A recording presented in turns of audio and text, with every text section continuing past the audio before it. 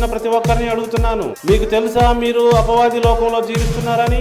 మీ యొక్క ఆలోచనలు, మీ యొక్క పనులు, మీ యొక్క కార్యక్రమాలు అన్ని కూడా అపవాది చేత ఇన్స్పైర్ చేయబడుతున్నావని తెలుసా? నీ కోరికలన్నీ అపవాది కోరికలని నీకు తెలుసా?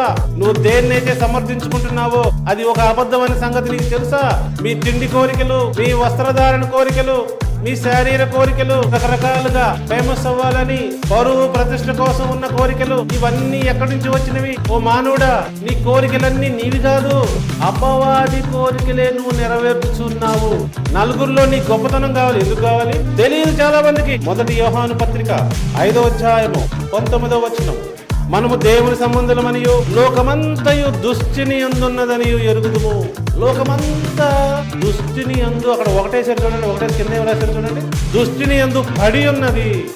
దుష్టిని అందు పడి ఉన్నదంటండి. నిజముగా ఈ రోజున నిన్ను నీవు పరీక్ష చేసుకోగలిగితే యేసు ప్రభువారు ఎవరో నీకు అర్థమైతే, ఆయన ఏం చెప్పాడో నీకు అర్థమైంది. యేసు యొక్క మెసేజ్ ఒకటేనండి, ఓ బిడ్డ, నువ్వు గుడ్డితనములో ఉన్నావు, అసలైంది చూడలేకపోతున్నావు, నీ కనులకు అపవాది అనే పొర అడ్డుపడుతుంది.